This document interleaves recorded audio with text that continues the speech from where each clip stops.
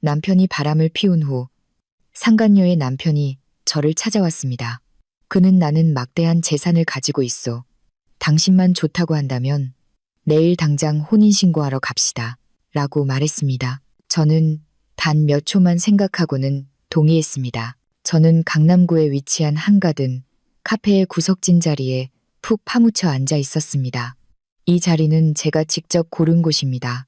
빽빽한 고사리 나무, 그림자 뒤에 숨어 밖의 모든 공간을 볼 수 있지만 밖에서는 제 존재를 알아차리기 어려운 곳이었습니다. 테이블 위에는 오렌지 주스잔에 얼음이 녹은 지 오래되어 밍밍해지고 물과 주스가 뚜렷하게 두 층으로 분리되어 있었습니다.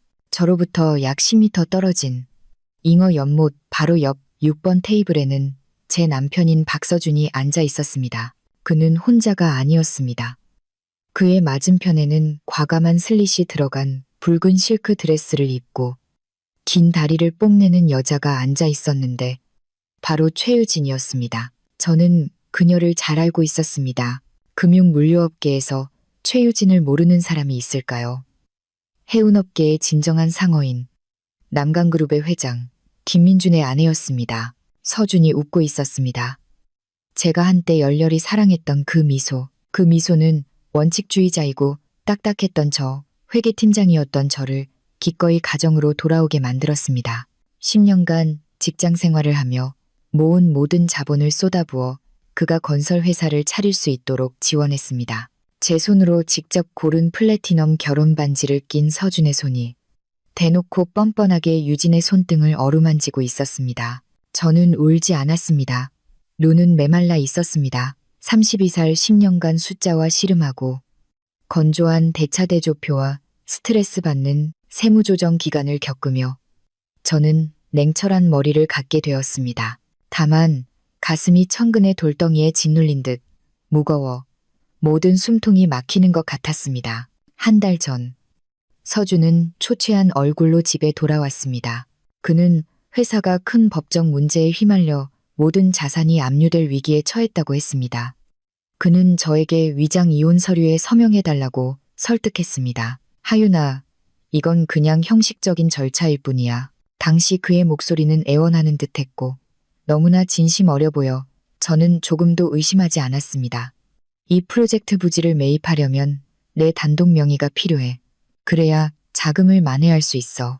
부부 공동 명의로 되어 있으면 만약 회사가 파산하면 너와 아이들 집까지 은행에 넘어갈 수 있어. 서명해줘. 일이 해결되면 바로 다시 내 명의로 돌려줄게. 저는 남편을 믿었고 미래의 아이들을 위해 가정을 지키고 싶었기 때문에 서명했습니다. 비록 우리에겐 아직 아이가 없었지만 말입니다. 그리고 지금 진실이 제 눈앞에서 펼쳐지고 있었습니다. 프로젝트 부지 같은 것은 애초에 없었습니다. 아내의 희생 위에 새로운 가정을 꾸리려는 배신자 남편이 있을 뿐이었습니다. 충분히 보셨습니까? 머리 위에서 낮고 거친 목소리가 들려와 저는 깜짝 놀랐습니다. 고개를 들어보니 값비싼 수제 회색 정장을 입은 키 큰 남자가 서 있었습니다. 그의 얼굴은 각이 졌고 눈은 깊었지만 겨울 호수처럼 차가웠습니다. 남강그룹의 회장 김민준이었습니다. 저쪽에서 제 남편과 놀아나고 있는 여자의 남편이었습니다. 제가 권하기도 전에 민준은 의자를 끌어당겨 맞은편에 앉았습니다. 그의 태도는 당당했고 명령에 익숙한 사람의 위엄이 느껴졌습니다. 그는 두꺼운 서류 파일을 테이블 위에 올려놓았고 종이가 나무 테이블에 부딪히는 소리가 건조하게 울렸습니다. 당신 남편이 내 돈을 쓰고 있소. 민준이 말했습니다. 마치 월간 재무보고서에 대해 이야기하는 것처럼 평온한 말투였습니다. 그리고 그는 당신을 길거리로 내쫓을 준비도 이미 마쳤지. 저는 서류 파일을 보고 민준을 쳐다보았습니다. 원하는 게 뭐죠? 민준은 바로 대답하지 않았습니다. 그는 서류 파일을 제 쪽으로 밀었습니다. 열어보시오. 5페이지. 저는 떨리는 손가락으로 한 장 한 장 종이를 넘겼습니다. 5페이지는 공증된 합의이혼 확인서 사본이었습니다. 일주일 전에 서명된 것이었고 법원의 붉은 지기는 제 인생에 대한 조롱의 흔적처럼 보였습니다. 어떻게 이럴 수가. 제 목소리가 갈라졌습니다. 그는 아직 제출하지 않았다고 했어요. 이 어려운 시기가 지나면 당신이 서명하자마자 제출했소. 민주는 제 말을 끊었습니다. 그의 목소리는 차갑고 무자비했지만 제가 들어야 할 진실이었습니다. 그리고 당신은 그를 돕기 위해 재산 분할 포기각서에 서명했기 때문에 법적으로 당신은 현재 무일푼이요. 당신이 살고 있는 아파트, 타고 있는 차, 심지어 당신이 그에게 투자하라고 인출해준 공동 계좌의 예금까지 모든 것이 합법적으로 그의 소유가 되었지. 저는 서류 파일을 내려놓았습니다. 배신감과 기만당했다는 느낌이 목구멍에 쓰디쓴 덩어리로 차올랐습니다. 저는 남편뿐만 아니라 자존심과 인간에 대한 믿음까지 잃었습니다. 공인회계사, CPA로서 수많은 기업의 러브콜을 받던 제가 가장 가까운 사람에게 이렇게 고통스럽게 속다니 제 인생에서 가장 잘못된 계산이었고 그 대가는 제 모든 청춘과 재산이었습니다. 민주는 제 표정을 살피더니 평가하는 듯 눈을 가늘게 떴습니다. 슬퍼하는 것만으로는 문제가 해결되지 않소. 당신은 재무 전문가이니 손익의 법칙을 누구보다 잘 알겠지. 당신의 이번 투자는 완전히 실패했소. 손실 처리하고 이제 구조조정을 생각할 때요. 저는 민준을 올려다보며 본래의 평정심을 되찾으려 애썼습니다. 머리를 쓸어 넘기고 셔츠 깃을 바로 잡았습니다. 김 회장님, 저를 찾아온 것이 제가 실패자라는 것을 알려주기 위함만은 아니겠죠. 민준의 입꼬리가 살짝 올라갔습니다. 제 빠른 반응에 만족한 듯 했습니다. 똑똑하군. 현재 법적으로 당신은 독신이요. 나도 최유진과의 이혼 절차를 마쳤소. 하지만 그녀는 당신보다 한 수 위였지. 재산 분할이 끝나지 않았다는 이유로 여전히 우리 회사에서 재정적 권력을 쥐고 있소. 회계부서에 자기 사람을 심어두고 회사 돈을 빼돌려 당신의 전 남편을 먹여 살리고 있지. 민주는 잠시 말을 멈추고 앞으로 몸을 기울이며 목소리를 낮췄습니다. 나는 수천억 원대의 자산을 가지고 있지만 믿을 만한 사람, 시스템 전체를 재검토하고 최유진이 빼돌리는 검은 돈의 흐름을 막을 수 있는 전문 역량을 갖춘 사람이 필요하오. 그녀의 자리를 대신하고 그 명분을 이용해 조직을 숙청할 합법적인 아내가 필요하단 말이오. 왜 저죠? 저는 되물었습니다. 머릿속에서는 이미 빠르게 계산이 돌아가고 있었습니다. 첫째, 당신에게는 동기가 있소. 당신은 박서준과 최유진을 증오하지. 둘째, 당신의 이력은 매우 훌륭하오. 대형 유통그룹의 전 회계팀장이었고 자격증도 있으며 비용 통제에 있어서는 철의 손으로 유명했지. 셋째, 그리고 가장 중요한 것은 나와 당신 모두 더 이상 사랑과 믿음 따위는 없다는 것이오. 우리는 이익을 기반으로 협력할 수 있어. 민주는 제 눈을 똑바로 쳐다보며 마지막 제안을 했습니다. 동의한다면 내일 아침 8시에 구청에서 만납시다. 혼인신고를 하겠소. 저는 옆 테이블을 쳐다보았습니다. 서준이 만족스러운 승리자의 표정으로 유진의 이마에 키스하고 있었습니다. 그는 제가 어리석고 순종적이며 주방과 장부에만 파묻혀 사는 여자라고 생각했을 겁니다. 그가 이겼다고 생각하고 있겠죠. 저는 다시 민준을 쳐다보았습니다. 3초. 제 인생 최대의 도박에 대한 결정을 내리는데 필요한 시간이었습니다. 저는 모든 것을 잃었고 더 이상 두려울 것이 없었습니다. 좋아요. 제 목소리는 단호했습니다.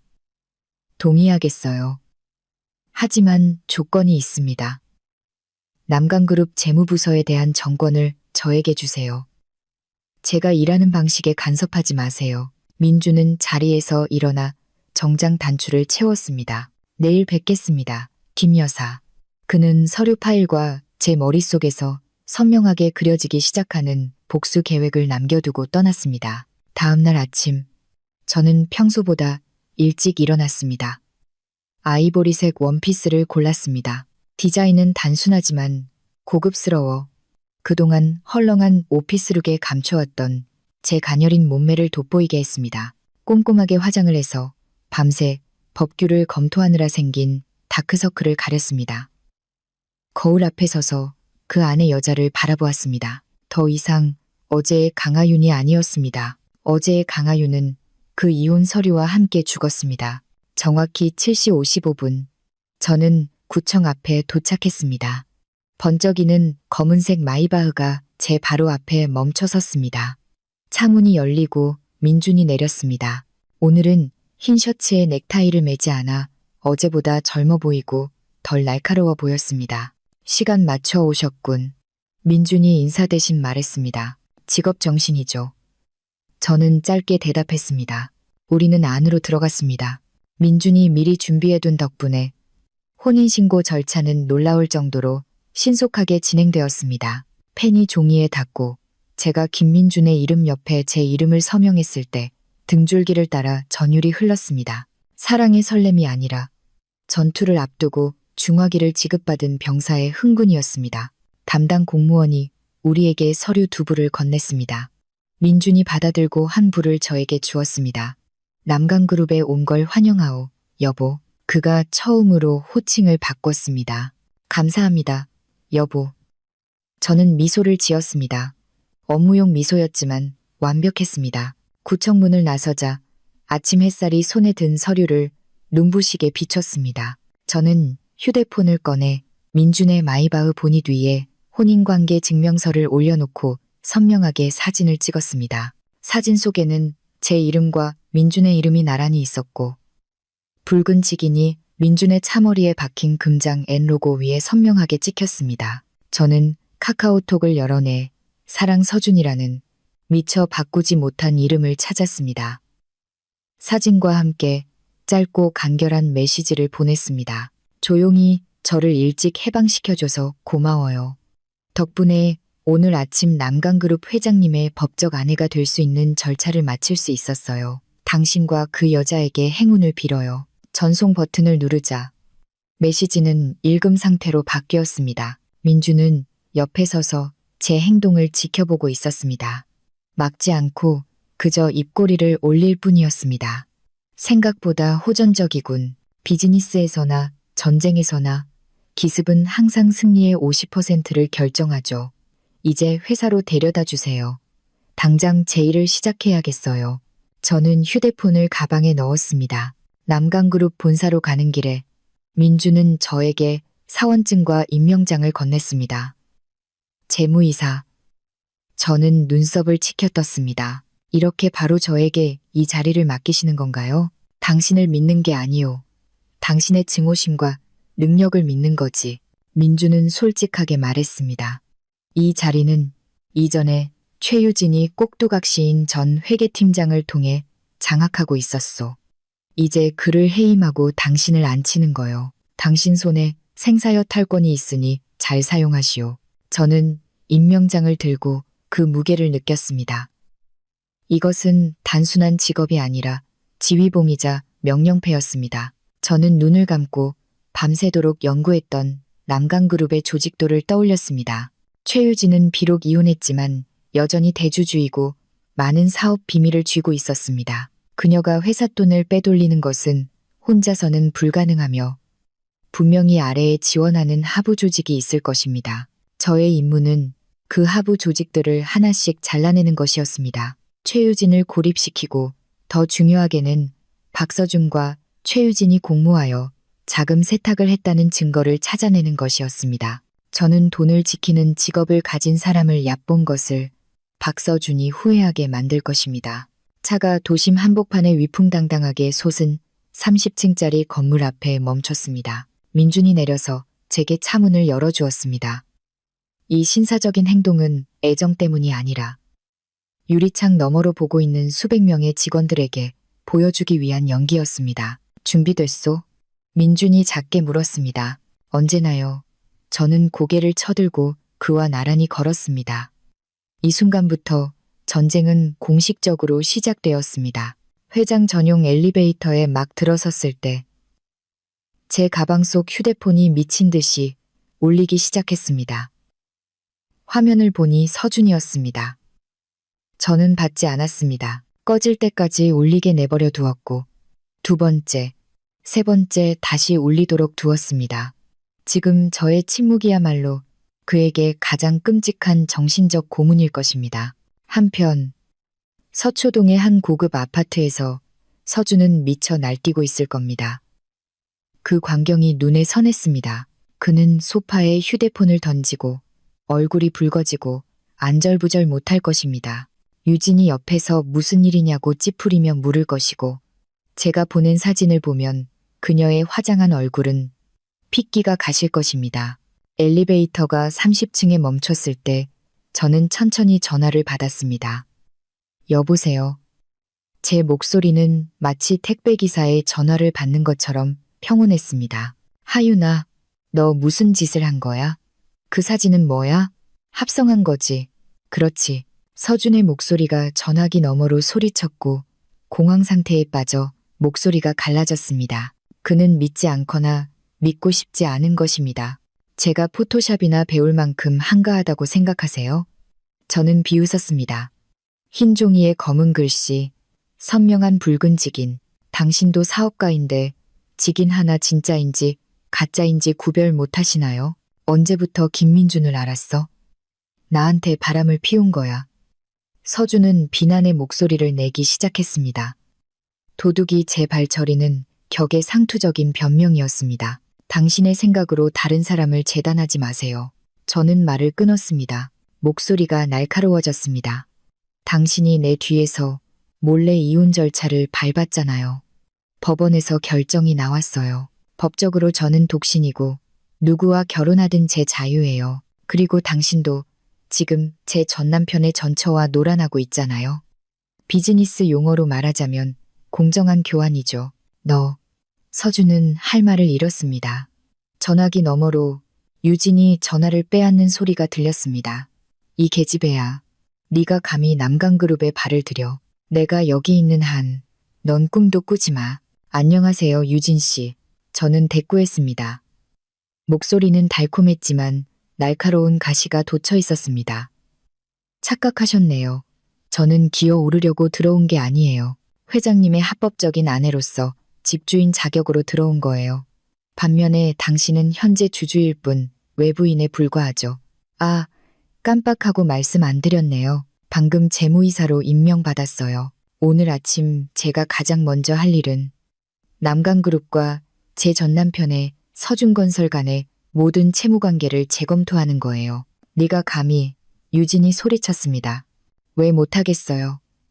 저는 계속했습니다. 듣자 하니 서준건설이 남강그룹에 자재 선급금으로 꽤 많은 빚을 지고 있는데 아직 어떤 공사 항목도 완료하지 못했다고 하더군요. CFO로서 이 채무는 리스크가 너무 크다고 판단되네요. 아마 자금을 회수해야 할 것 같아요. 하윤아, 그러지 마.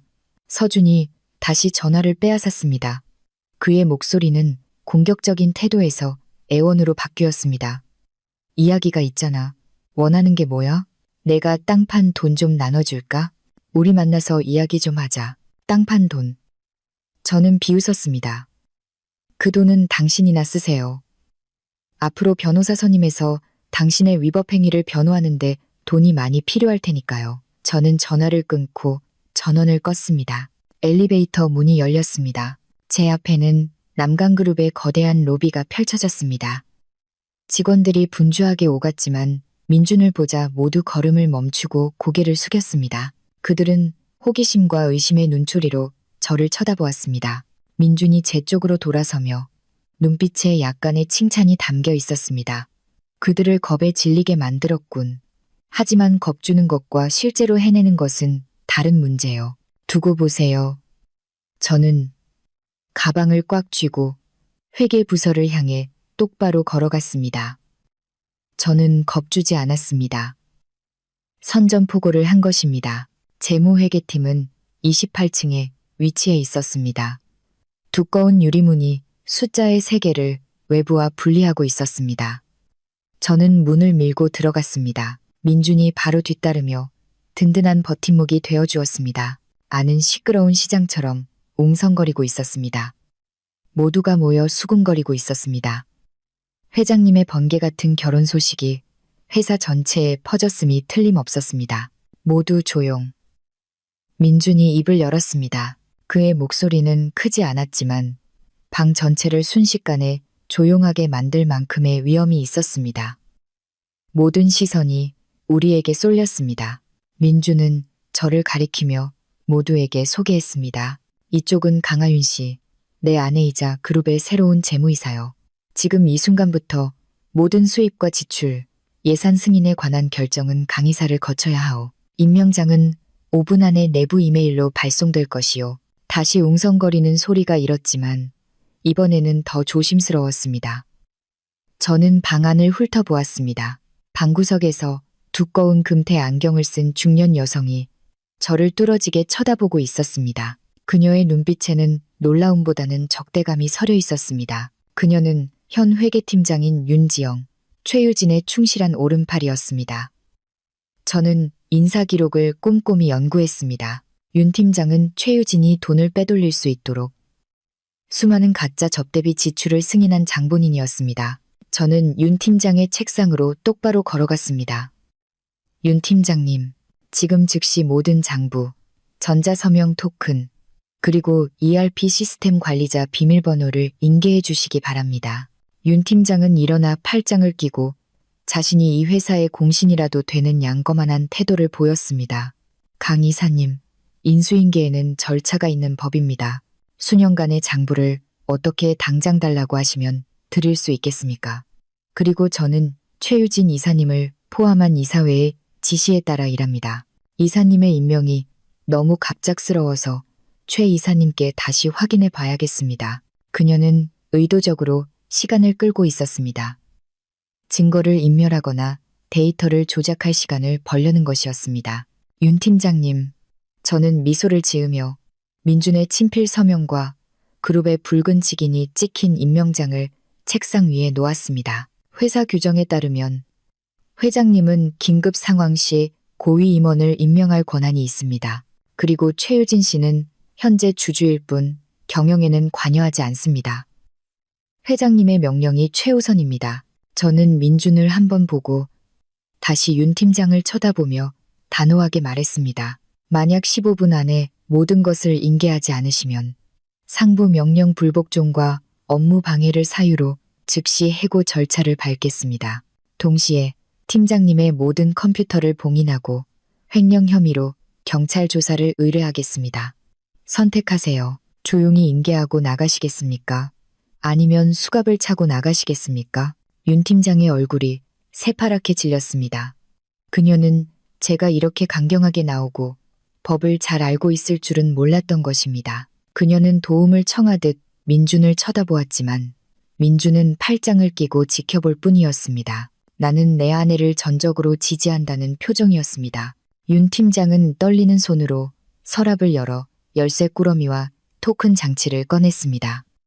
인계하겠습니다. 좋습니다. 저는 숨죽여 지켜보던 직원들을 향해 돌아섰습니다. 오늘부터 업무 절차가 변경됩니다.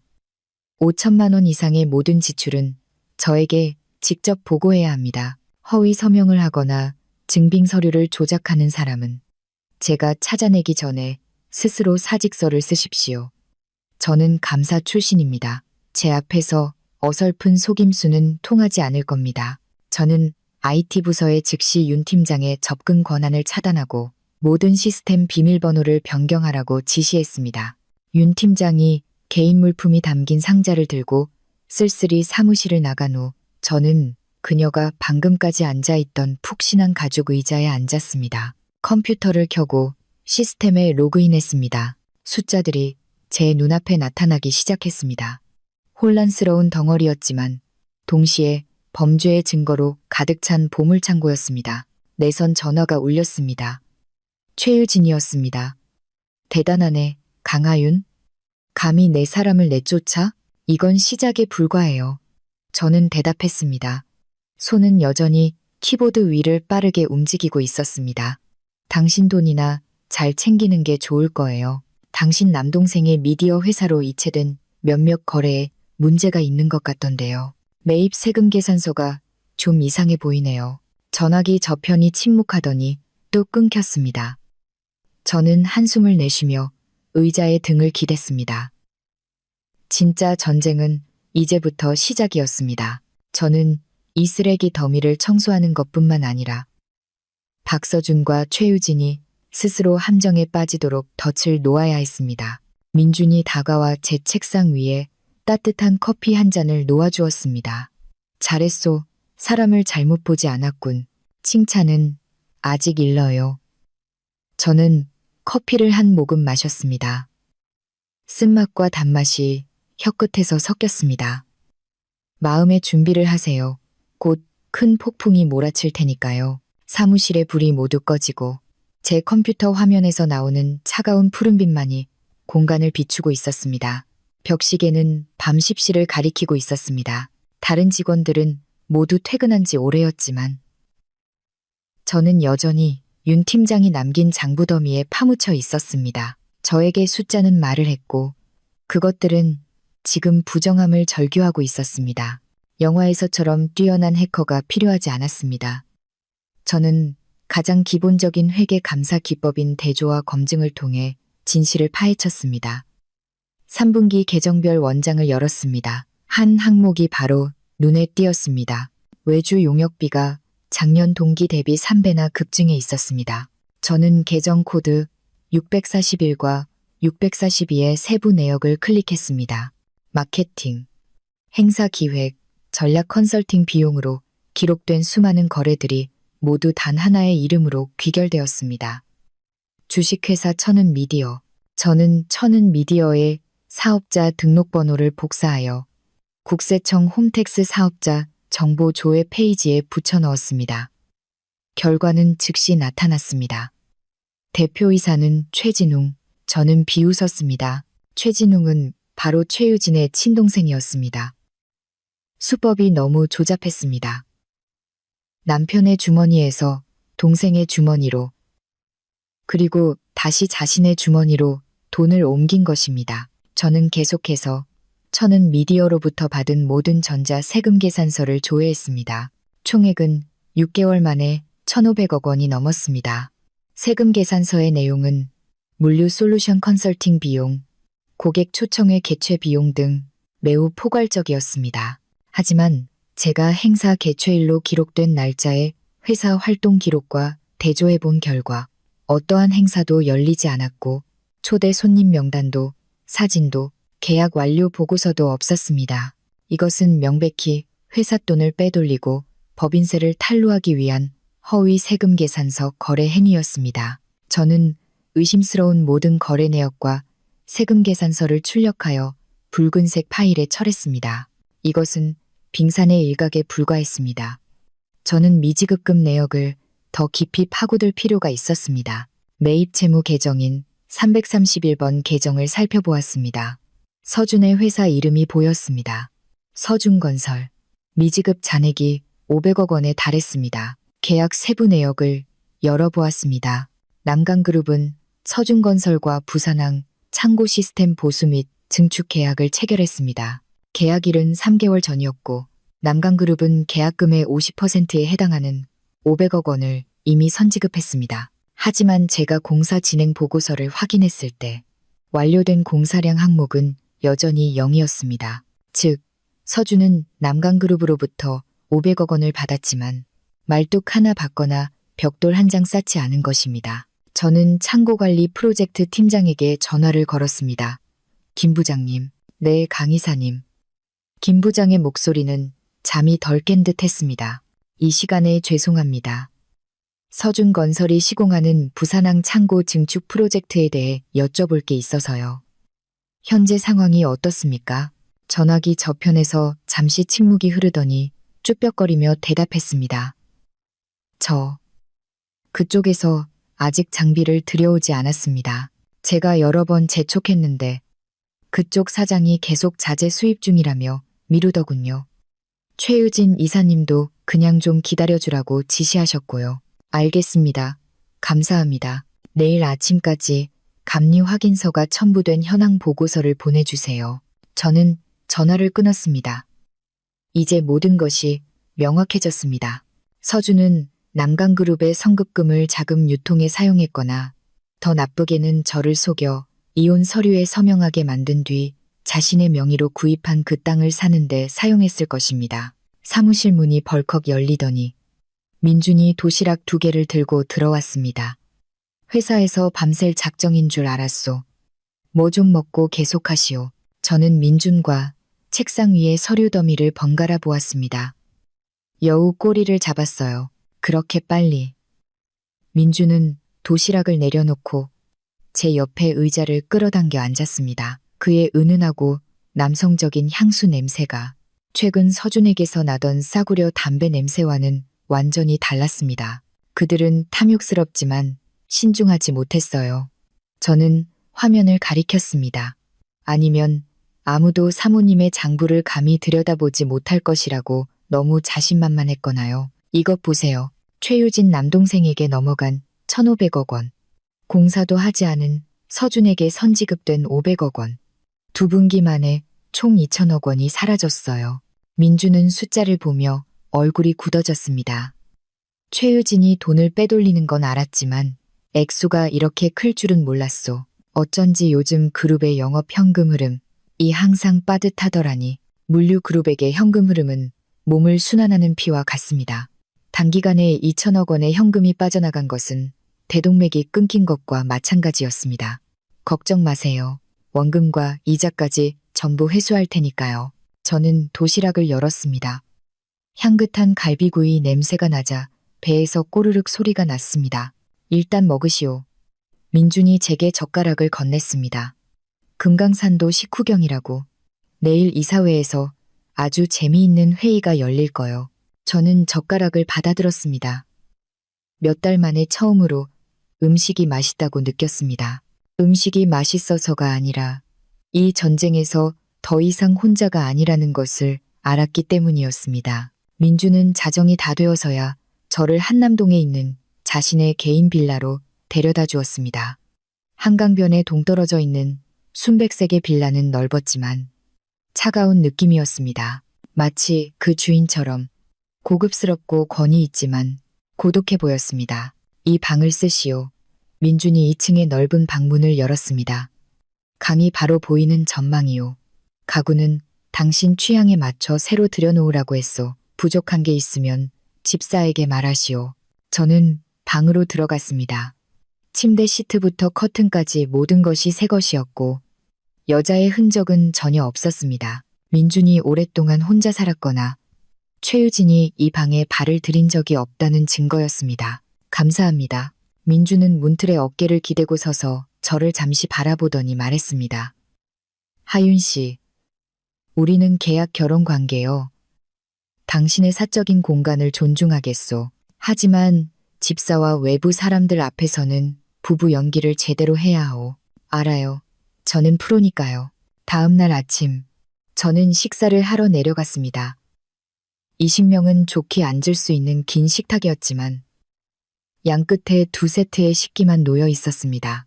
민주는 이미 자리에 앉아 블랙커피를 마시며 아이패드로 재무 보고서를 읽고 있었습니다. 좋은 아침이에요. 저는 의자를 끌어당겨 앉았습니다. 좋은 아침.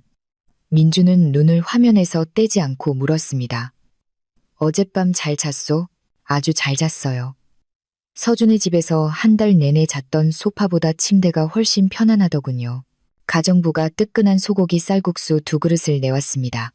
저는 김이 모락모락 나는 쌀국수를 보며 문득 마음이 가라앉는 것을 느꼈습니다. 누군가 저를 위해 밥을 차려준 것이 얼마만인지. 서준의 집에서는 항상 제가 가장 먼저 일어나 온 가족의 아침을 준비하고 서준의 옷을 다린 후에야 허겁지겁 출근했습니다. 왜 그러시오? 입에 안 맞소? 민준이 고개를 들어 저를 보았습니다. 아니요. 저는 고개를 저으며 숟가락을 들었습니다. 그냥 좀 낯설어서요. 우리는 잠시 침묵 속에서 식사를 했습니다. 그때 민준이 갑자기 입을 열었습니다. 오늘 서준건설의 채무는 어떻게 처리할 생각이요? 저는 쌀국수를 삼키고 냅킨으로 입을 닦은 후 또렷하게 대답했습니다. 보통의 방법으로는 빚을 독촉하지 않을 겁니다. 내용 증명을 보내면 그는 미루거나 지급 불능을 선언할 테니까요. 저는 바람을 빌려 돛을 단다는 계책을 쓸 겁니다. 구체적으로. 민주는 흥미로운 표정을 지었습니다. 그 선급금을 보증한 은행에 공문을 보낼 겁니다. 계약서에는 계약 이행 보증과 선급금 보증 조항이 있습니다. 만약 서준건설이 공사를 이행하지 않으면 은행은 남강그룹에 돈을 반환할 의무가 있습니다. 그 후에는 은행이 알아서 서준의 빚을 받아내겠죠. 민준이 웃음을 터뜨렸습니다. 크고 상쾌한 웃음소리였습니다. 악랄하군.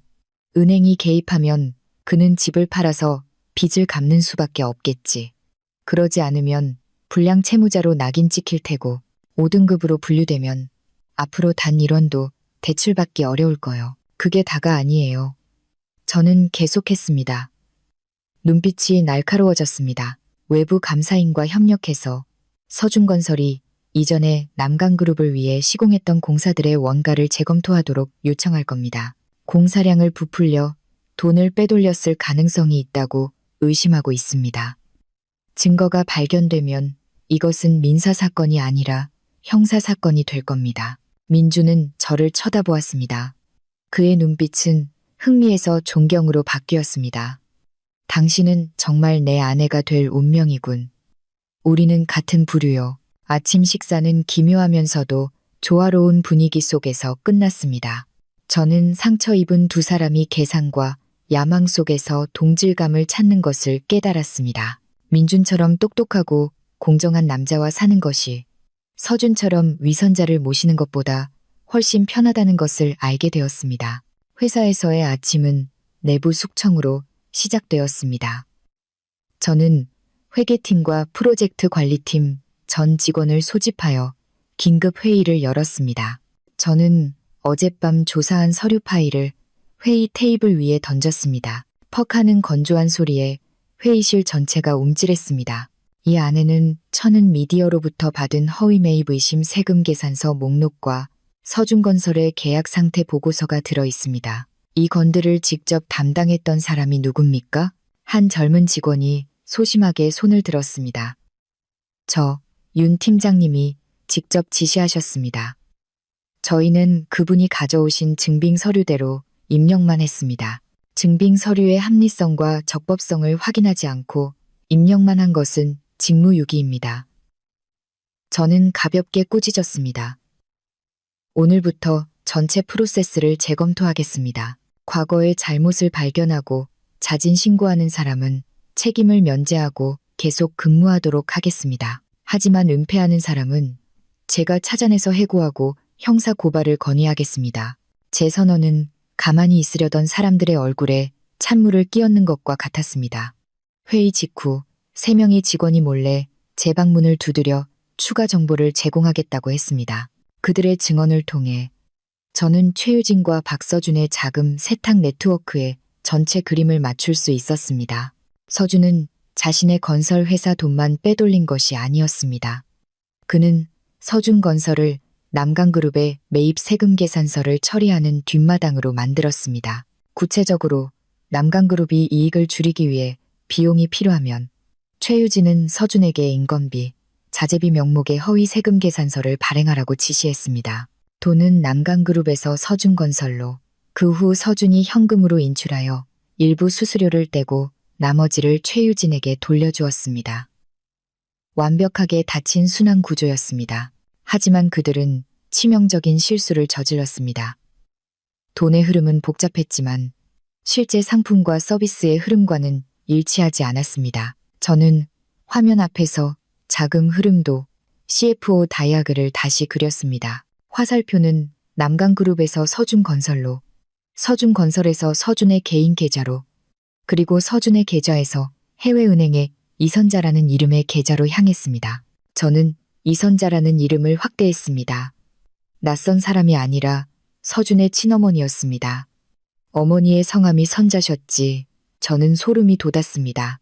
서준은 검은 돈을 받기 위해 친어머니의 계좌를 사용했습니다. 그는 저뿐만 아니라 시골에 계신 늙은 어머니까지 아무것도 모르는 채로 법의 심판대에 세운 것입니다. 그의 잔인함은 인간의 도덕성 바닥까지 닿아 있었습니다. 사무실 문이 다시 열렸습니다. 이번에는 민준이 아니라 최유진이었습니다. 그녀는 노크도 없이 쳐들어왔고 뒤에는 덩치 큰 경호원 2명이 따랐습니다. 무슨 짓이야? 왜 은행이 서준건설 계좌를 동결시킨 거야? 최유진이 으르렁거리며 제 책상을 손으로 내리쳤습니다. 저는 태연하게 안경을 벗고 그녀를 쳐다보았습니다. 안녕하세요, 최 이사님. 제 방에 노크도 없이 들어오시는 건 회사 규정 위반입니다. 그리고 파트너사의 계좌를 은행이 동결시킨 것은 은행의 일인데 왜 저에게 물으시죠? 아니면 제 전남편 회사에 무슨 이해관계라도 있으신가요? 헛소리 집어치워. 네가 성급금 회수 요청 공문을 보냈잖아. 안 그래? 서준이 숨통을 끊어놓으려는 거지. 저는 CFO로서 제 직무를 다했을 뿐입니다. 주주들의 돈을 잃게 할 수는 없습니다. 500억 원은 적은 돈이 아닙니다. 만약 서준건설이 시공 능력을 증명한다면 은행은 다시 계좌를 열어줄 겁니다. 너무 과민 반응하시는군요. 최유진은 이를 갈았습니다. 대단하네. 경고하는데 내 이익에 손을 대면 넌 사는 게 지옥 같을 거야. 김민준이 널 사랑하는 줄 알아? 그는 널 이용하는 것뿐이야. 적어도 그는 저를 공개적이고 합법적으로 이용하죠. 저는 일어나 최유진과 마주섰습니다. 제 키는 그녀에게 뒤지지 않았습니다. 하지만 당신과 서준은 다른 사람들 뒤에서 몰래 숨어서 움직이죠. 그런 사람들이야말로 경멸받아 마땅해요. 서준에게 전하세요. 빚 갚을 돈이나 준비하라고. 마감일은 3일 후예요. 최유진은 흥 소리를 내며 휙 돌아서 나가버렸습니다. 저는 그녀가 두려워하고 있다는 것을 알았습니다. 그녀의 문어발이 제게 하나씩 잘려나가고 있었습니다. 3일 후, 제 예상대로 서준은 은행에 갚을 돈을 마련하지 못했습니다. 그는 막다른 골목에 몰렸고 상처 입은 짐승은 보통 미친 듯이 물어뜯습니다. 월요일 아침, 남강그룹 전 직원의 메일함으로 익명의 이메일 한 통이 발송되었습니다. 링크와 함께 이메일 제목은 매우 선정적이었습니다. 신임 재무이사의 진실, M&A 전문가인가, 고급 스폰서녀인가. 링크 안에는 정교하게 편집된 영상이 있었습니다. 제가 호텔에 들어가는 장면은 사실 예전에 감사 고객을 만나러 간 것이었는데 민감한 소리와 교묘하게 합성되어 있었습니다.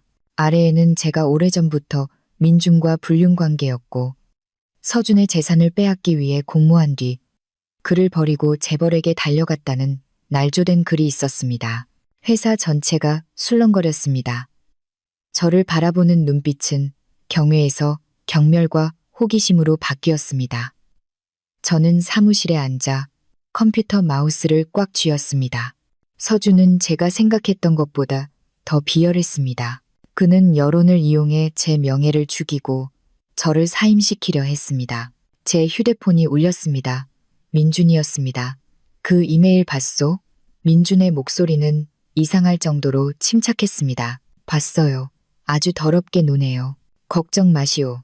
사무실에 가만히 있어요. 밖으로 나오지 말고 내가 처리하겠소.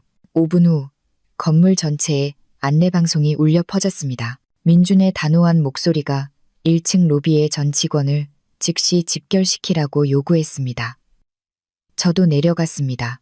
민준은 단상 위에 서 있었고 그의 얼굴은 살기가 등등했습니다. 옆에는 IT 팀장과 그룹의 고문 변호사가 서 있었습니다. 방금 제 아내 강하윤 이사를 비방하는 이메일에 대한 정보를 받았습니다. 민준의 목소리가 로비 전체에 울려 퍼졌습니다. 이것은 명백한 허위 사실 유포 행위임을 분명히 밝힙니다. IT팀에서 메일을 보낸 IP 주소를 추적한 결과 서준건설의 대표 박서준 씨의 자택 근처 PC방에서 발송된 것으로 확인되었습니다. 민준이 신호를 보내자 뒤쪽의 대형 스크린에 PC방 CCTV 영상이 나타났습니다. 모자를 눌러쓰고 마스크를 쓴 서준이 이메일이 발송된 시간에 컴퓨터 자판을 두드리고 있는 모습이 선명하게 찍혀 있었습니다. 로비 전체가 웅성거렸습니다. 우리 변호인단이 박서준 씨를 형법에 따라 허위사실 유포 및 명예훼손 혐의로 고소하는 절차를 밟고 있습니다. 민준은 계속했습니다. 동시에 한 가지 더 공지하겠습니다. 이 잘못된 정보를 계속해서 이야기하거나 공유하는 남강그룹 직원은 즉시 해고될 것입니다. 우리는 거대 그룹이지 값싼 소문을 퍼뜨리는 시장 바닥이 아닙니다. 군중은 쥐 죽은 듯이 조용해졌습니다. 민주는 반박할 수 없는 증거로 여론의 불길을 막 시작되자마자 꺼버렸습니다. 그 후 민주는 제 쪽으로 돌아서며 눈빛이 부드러워졌습니다. 그를 위해 준비한 선물이 하나 더 있어. 민주는 저에게 파란색 서류 파일을 건넸습니다. 이게 뭐예요? 제가 물었습니다. 박서준이 동방상호저 축은행에서 받은 대출 서류요. 그는 기계, 공장, 그리고 부모님이 살고 계신 집까지 전부 담보로 잡고 200억 원을 대출받았소. 이 대출은 이미 10일이나 연체되어 부실 채권으로 넘어갔고 은행은 자산 매각을 준비하고 있소. 저는 서류를 열어보았습니다. 틀림없는 서준의 서명이었습니다. 그는 이 돈을 빌려 도박과 유진을 부양하는 데 썼다는 사실을 제게 숨겼습니다. 은행과 이야기는 마쳤소. 민준이 늙은 늑대처럼 비웃었습니다. 그들은 이 채권을 내가 지분을 상당 부분 소유하고 있는 AMC, 즉 자산관리회사에 매각하는 데 동의했소. 저는 민준의 의도를 즉시 알아차렸습니다. 그럼 이제 당신이 서준의 채권자라는 건가요? 아니, 민준은 제 눈을 똑바로 쳐다보았습니다. 우리 부부가 그의 가장 큰 채권자요. 이제 생사여탈권은 당신 손에 있소. 그를 살릴지 죽일지 당신의 고개짓 하나에 달려 있소. 저는 빚서류를 손에 들고 마치 서준에게 내려진 사형 선고문을 들고 있는 것 같았습니다. 하지만 저는 그가 바로 죽기를 원하지 않았습니다. 저는 그가 제가 겪었던 무력감과 극도의 공포를 맛보기를 원했습니다. 저는 서준에게 만나자고 약속을 잡았습니다. 장소는 카페가 아니라 바로 서준건설 사무실이었습니다. 제가 들어섰을 때 사무실은 텅 비어 있었습니다. 월급이 밀려 직원들이 거의 다 그만둔 상태였습니다. 서준은 책상에 머리를 박고 앉아 있었고 주위에는 술병과 담배꽁초가 흩어져 있었습니다. 그는 일주일 전보다 10년은 더 늙어 보였습니다. 저를 보자 서준은 고개를 들었습니다. 그의 붉게 충혈된 눈에는 분노가 서려 있었습니다. 여긴 뭐하러 왔어? 내 꼴을 비웃으러 온 거야? 빚 받으러 왔어요. 저는 차갑게 서류 파일을 책상 위에 놓았습니다. 서준은 힐끗 쳐다보더니 비웃었습니다. 빚? 난 은행에 빚졌지. 너한테 빚진 거 없어. 나 협박할 생각 마. 은행이라고 해봐야 기껏해야 공장 압류하는 게 다야. 난 무섭지 않아. 자세히 다시 보세요. 저는 채권 양도 증서 문서를 가리켰습니다. 은행은 당신의 채권을 대신 자산관리에 매각했고 공교롭게도 그 대신 자산관리의 법적 대표는 바로 저 강하윤이에요. 서준의 얼굴에서 핏기가 가셨습니다. 그는 종이를 들어 올렸고 손이 심하게 떨렸습니다. 말도 안 돼. 네가 어떻게 그럴 돈이 있어? 김민준이 뒤에 있는 거지. 누가 뒤에 있는지는 중요하지 않아요. 중요한 건 현재 제가 당신의 채권자라는 사실이고 계약 조건에 따라 저는 당신에게 모든 담보 자산을 즉시 인도하여 채무를 처리하도록 요구할 권리가 있다는 거죠. 저는 허름한 사무실을 둘러보았습니다. 이 공장이랑 낡아빠진 굴착기 몇 대로는 빚을 갚기에 턱없이 부족하겠네요. 아, 시골에 계신 부모님 댁도 있었죠. 담보계약서에 박철수 씨와 이선자 씨의 토지 사용권 및 지상물이 명확하게 기재되어 있네요. 부모님 이야기가 나오자 서준은 정말로 공황 상태에 빠졌습니다. 그는 달려와 제 손을 잡으려 했지만 제가 뒤로 물러섰습니다. 민준의 경호원 2명이 즉시 앞으로 나와 그를 막았습니다. 하윤아, 제발. 서준이 바닥에 무릎을 꿇고 비참하게 울부짖었습니다. 네가 원하는 건 뭐든지 다 할게. 회사 가져가, 다 가져가. 하지만 우리 부모님 집은 건드리지 마. 2분 다 늙고 약해. 집이 압류당했다는 걸 아시면 돌아가실지도 몰라. 한때 제 남편이었던 남자가 무릎 꿇고 애원하는 모습을 보니 통쾌하기보다는 역겨웠습니다. 그는 자신의 실패를 막기 위해 부모님을 방패로 삼았지만 그 전에 부모님의 재산을 도박판에 던진 것은 바로 그 자신이었습니다. 당신이 저를 속여 이혼 서류에 서명하게 했을 때 제가 길거리에 나앉을 거라는 생각은 해봤나요? 저는 칼날처럼 날카로운 목소리로 물었습니다. 당신이 최유진과 바람을 피웠을 때 제 기분은 생각해 봤나요? 내가 잘못했어. 그 여자한테 속았어. 이번에 자금 세탁만 도와주면 수십억을 나눠주겠다고 했어. 내가 너무 욕심이 많아서 눈이 멀었어. 하윤아, 10년 부부의 정을 생각해서 나한테 살 길 좀 열어줘. 부부의 정은 당신이 이혼 서류에 서명한 순간 끝났어요. 저는 고개를 돌렸습니다. 두 가지 선택지를 주겠어요.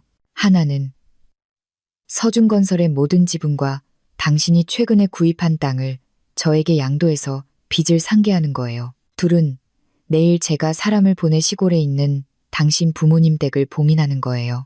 서준은 고개를 들었고 얼굴에는 핏기 하나 없었습니다. 그 땅은 내 마지막 재산이야. 흥정할 권리는 없어요. 5분 주겠어요. 저는 시계를 보았습니다. 무거운 침묵 속에서 초침이 흘러갔습니다. 시계의 째깍거리는 소리는 마치 서준의 신경을 때리는 망치 소리 같았습니다. 알았어. 서명할게. 서준은 고개를 떨구고 작은 목소리로 말했습니다. 제가 신호를 보내자 변호사가 미리 준비해온 서류를 내밀었습니다. 서준은 떨리는 손으로 펜을 잡고 한 장 한 장 서명했습니다. 서명 하나하나가 그의 생명력을 앗아가는 것 같았습니다. 서명이 끝난 서류를 들고 저는 안도감을 느꼈습니다. 제게 속했던 것을 되찾았고 그 이상으로 그의 불법적인 돈벌이 수단을 빼앗았습니다. 이제 당신은 무일 뿐이에요, 서준 씨. 저는 문을 나서기 전 마지막으로 말했습니다. 똑바로 사세요. 당신 부모님 더 이상 고생시키지 말고요. 서준건설 사무실에서 나오니 민준이 차 안에서 기다리고 있었습니다. 그는 저를 보며 미소를 지었습니다. 끝났소. 네, 끝났어요. 서명했어요. 기분이 좋소?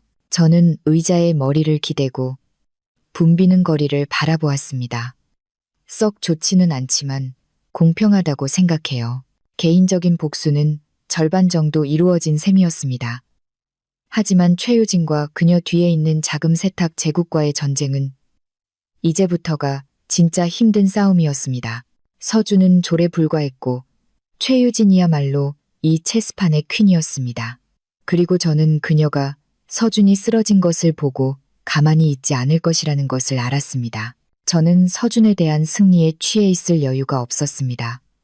저에게 그는 최유진이 조종하는 거대한 체스판 위에 졸에 불과했습니다. 진짜 적은 여전히 어둠 속에 앉아 있었습니다. 그리고 그녀를 빛으로 끌어내기 위해서는 또 다른 졸이 필요했습니다. 최유진의 가장 가까운 동맹이었던 윤지영 팀장이었습니다. 남강그룹에서 쫓겨난 후 윤 팀장은 실업자 신세가 되었습니다. 직업윤리 위반으로 해고되었다는 불명예스러운 이력 때문에 어떤 회사도 그녀를 받아주지 않았습니다. 저는 사설 탐정을 고용하여 그녀를 미행했고 윤 팀장이 교회의 허름한 임대주택에서 힘들게 살고 있다는 것을 알게 되었습니다. 매일 도박 빚쟁이들에게 시달리고 있었습니다. 저는 다음 수를 두기로 결심했습니다. 수요일 오후 저는 윤 팀장과 약속한 강북의 한적한 카페로 차를 몰았습니다. 제가 들어섰을 때 윤 팀장은 방구석에 웅크리고 앉아 떨리는 손으로 물잔을 들고 있었습니다. 그녀는 회계팀에서 거만하게 굴던 시절보다 10년은 더 늙어 보였습니다. 저를 보자 윤 팀장의 눈에는 극도의 공포가 서렸습니다. 그녀는 일어나 도망치려 했습니다. 앉으세요. 저는 말했습니다. 제 목소리는 평온했지만 그녀를 붙잡아 둘 만큼의 위험이 있었습니다. 이 문을 나서면 저는 이 서류 파일을 즉시 경찰에 넘길 겁니다. 저는 갈색 봉투를 테이블 위에 올려놓았습니다. 윤 팀장은 그것을 뚫어지게 쳐다보며 침을 삼켰습니다. 원하는 게 뭐예요? 저는 이미 퇴사했고 더 이상 당신이 가져갈 것도 없어요. 퇴사는 하셨지만 죄는 여전히 남아있죠. 저는 봉투를 열어 종이 몇 장을 꺼냈습니다. 이건 팀장님이 지난 3년간 자동차 정비소와 공모하여 회사 컨테이너 차량의 유지보수 비용을 부풀려온 증거입니다. 개인적으로 챙긴 돈이 총 20억 원이 넘더군요. 이건 업무상 횡령죄에 해당하고 형량은 15년에서 20년까지 나올 수 있습니다. 윤 팀장의 얼굴에서 핏기가 가셨습니다. 그녀는 테이블 앞에서 벌벌 떨며 무릎을 꿇었습니다. 강 이사님, 제발 용서해 주세요. 저에게는 늙은 어머니와 어린 자식이 있습니다. 감옥에 갈 수는 없어요. 그 돈은 제가 다 도박으로 날렸습니다. 이제 갚을 능력도 없어요. 저는 눈앞에서 울며 애원하는 여자를 보며 조금의 동정심도 느끼지 않았습니다. 하지만 이성은 이것이 좋은 기회라고 말해 주었습니다. 일어나세요. 당신의 신세 한탄을 들으러 온 게 아닙니다. 당신을 용서해 줄 수 있습니다. 심지어 당신의 모든 빚을 갚아줄 수도 있어요. 단, 조건이 하나 있습니다. 윤 팀장은 고개를 들었고 그녀의 눈에는 희미한 희망의 빛이 번뜩였습니다. 무슨 조건이요? 감옥만 가지 않는다면 시키는 건 뭐든지 하겠습니다. 제 스파이가 되어주세요. 저는 목소리를 낮추고 그녀의 눈을 똑바로 쳐다보았습니다. 아직 최유진과 연락하고 있다는 걸 압니다. 그녀는 지금 남강그룹 사람을 쓰지 못하고 은밀한 거래를 실행할 믿을 만한 사람이 필요할 겁니다. 당신이 다시 그녀에게 돌아가 충성하는 척하면서 모든 동태를 저에게 보고해 주세요. 윤 팀장은 망설였습니다. 그녀는 최유진이 얼마나 잔인한 사람인지 알았지만 감옥에 대한 공포가 더 컸습니다. 만약 최 이사님이 알게 되면 저를 죽일 거예요. 이 일을 하지 않으면 내일 경찰이 당신 집 문을 두드릴 겁니다. 저는 차갑게 최후 통첩을 날렸습니다. 그리고 당신이 해고당했을 때 최유진이 당신을 버렸잖아요. 안 그래요? 빚 갚으라고 단돈 1원이라도 도와줬나요? 아니면 쓸모없어진 개 취급했나요? 제 말은 윤 팀장의 억울함을 정확히 찔렀습니다. 그녀는 주먹을 꽉 쥐었고 눈빛은 공포에서 증오로 바뀌었습니다. 맞아요. 그 여자는 배은망덕한 인간이에요. 제가 수천억을 벌게 해줬는데 제가 어려움에 처하자 전화 한 통 받지 않았어요. 좋아요. 하겠어요. 뭘 알고 싶으세요? 최유진이 재산을 어디로 빼돌리고 있는지 알고 싶어요. 듣자 하니 급하게 현금을 모으고 있다고 하더군요. 윤 팀장은 주위를 두리번거리더니 제 귀에 대고 속삭였습니다. 큰 거 한 방을 준비하고 있어요. 그녀는 강릉과 부산에 있는 땅 몇 개를 급하게 팔아서 약 3천억 원을 모았어요. 이번 주 금요일 오후에 이 돈을 투자 자문 계약이라는 명목으로 사이프러스에 있는 페이퍼 컴퍼니로 송금할 계획이에요. 돈이 무사히 넘어가면 그녀는 그곳으로 날아가 정착할 거고 한국에 남은 빚더미는 남강그룹이 떠안게 되겠죠. 3천억 원, 엄청난 액수였습니다. 만약 최유진이 이 일을 성공시킨다면 남강그룹은 심각한 손실을 입게 될 것입니다. 현금 흐름이 끊기고 더 중요하게는 그녀는 멋지게 법망을 빠져나갈 것입니다. 어느 은행을 통해 거래할지 아세요? VIP 국제은행 강남 지점이요. 그곳 지점장과 아주 막역한 사이라서 국제 송금 명령을 신속하게 처리해 줄 거예요. 저는 미소를 지었습니다. 이 정보는 천금과도 같았습니다. 아주 좋아요. 계속해서 감시하고 그녀가 명령을 실행하는 정확한 시간을 알려주세요. 이 일이 끝나면 당신의 횡령 증거 서류는 불태워버리고 새로운 삶을 시작할 수 있도록 자금도 두둑하게 챙겨주겠어요. 윤 팀장은 연신 고개를 끄덕였습니다. 저는 일어나서 찻값을 테이블 위에 두고 밖으로 나갔습니다. 오후의 햇살이 길 위에 제 그림자를 길게 늘어뜨렸습니다. 완벽한 체포 계획이 제 머릿속에서 그려졌습니다. 이번 주 금요일 오후는 최유진에게 잊을 수 없는 오후가 될 것입니다. 금요일 오후 제 사무실의 공기는 팽팽한 활시위처럼 긴장감이 감돌았습니다. 밖에는 비가 세차게 내리고 있었습니다. 빗방울이 유리창을 강하게 때리는 소리가 안의 고요한 공간을 찢어버릴 것 같았습니다. 저는 컴퓨터 화면 앞에 앉아 있었는데 거기에는 남강그룹이 사용하는 은행 시스템의 자금 관리, 캐시 매니지먼트, 인터페이스가 표시되어 있었습니다. 민주는 맞은편 의자에 앉아 서명용 펜을 빙빙 돌리며 휴대폰에서 눈을 떼지 않았습니다. 우리는 윤 팀장으로부터의 메시지를 기다리고 있었습니다. 오후 2시 30분. 아직 아무런 움직임이 없었습니다. 만약 최유진이 당일 국제 송금을 원한다면 반드시 마감 시간 전에 명령을 실행해야 했습니다. 국제 결제 시스템인 SWIFT의 거래 마감 시간은 보통 오후 3시 30분이거나 늦어도 오후 4시였습니다. 그 시간이 지나면 명령은 다음 주 월요일로 넘어가게 됩니다. 도망치려는 최유진 같은 사람에게 하루는 너무나 길고 위험한 시간이었습니다. 오후 2시 45분 제 휴대폰이 울렸습니다. 윤 팀장으로부터의 메시지였습니다. 방금 은행에 도착했어요. VIP실로 들어가서 지점장을 만나고 있어요. 물고기가 그물에 들어왔어요. 제가 민준에게 말했습니다. 그녀는 지금 은행에 있어요. 민준은 고개를 끄덕였고 얼굴이 굳어졌습니다. 확실히 막을 수 있겠소? 돈이 한국 국경을 벗어나면 완전히 잃는 거요. 걱정 마세요. 제가 이미 하늘의 그물을 준비해 뒀으니까요. 저는 다른 채팅창을 열어 대학 시절 동기이자 VIP 은행의 기업 고객 부문장인 박 부장에게 메시지를 보냈습니다. 저는 이미 박 부장에게 최유진의 계좌와 관련된 사기 거래 징후가 있다고 경고해 두었습니다. 남강그룹의 CFO로서 저는 분쟁 중인 대주주와 관련된 계좌의 비정상적인 거래에 대해 동결 또는 재검토를 요청할 권리가 있었습니다. 오후 3시 10분 시스템에서 잔액 변동 알림 메시지가 떴습니다. 최유진의 개인 계좌에서 3천억 원의 송금 명령이 막 생성되었습니다. 내용: 투자 자문 계약일 2023호 대금 지급 수취인 써니 인베스트먼트 콥 사이프러스 이거예요. 저는 화면을 가리켰습니다. 명령은 승인 대기 상태였습니다. 즉시 저는 박 부장에게 전화를 걸었습니다. 박 부장, 방금 시스템에 3천억 원 송금 명령이 올라왔어. 내가 말했던 횡령 자금이야. 당장 막아줘. 전화기 저편에서 키보드를 두드리는 소리가 들렸습니다. 봤어, 하윤아. 액수가 정말 크네. 그런데 지점에서 지금 급하게 승인을 밀어붙이고 있어. 지점장이 VIP 고객이고 서류도 무역 계약서까지 완벽하다고 하네. 내가 이유 없이 막으면 민원이 들어올 거야. 그 서류는 가짜야. 선의 인베스트먼트는 유령 회사라고.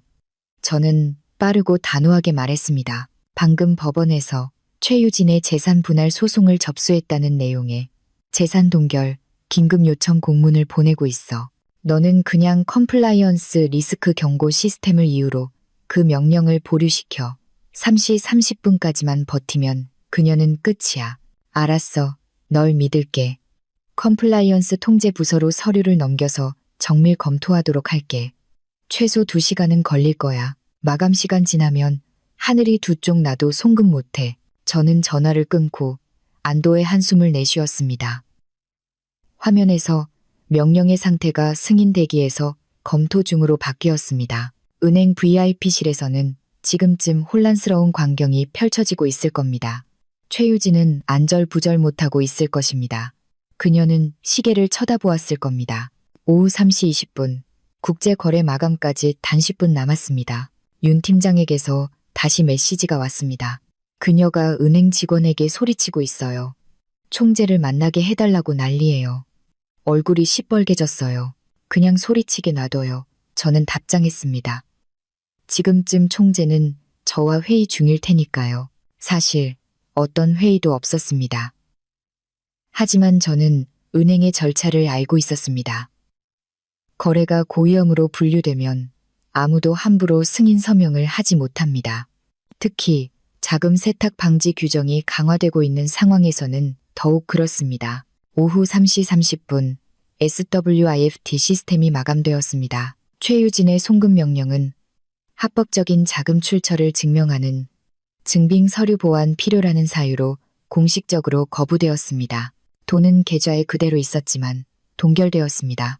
최유진은 돈을 보낼 수도 현금으로 인출할 수도 없게 되었습니다. 민주는 존경의 눈빛으로 저를 쳐다보았습니다. 그는 일어나서 와인 한 잔을 따라 저에게 건넸습니다. 축하하오. 완벽한 노가웃이었소. 당신은 돈을 지켜냈을 뿐만 아니라 그녀의 퇴로까지 막아버렸소. 저는 와인잔을 들고 가볍게 흔들었습니다. 와인의 붉은 빛이 적의 피처럼 일렁였습니다. 아직 끝나지 않았어요. 짐승은 막다른 골목에 몰리면 동족을 물어뜯기 마련이죠.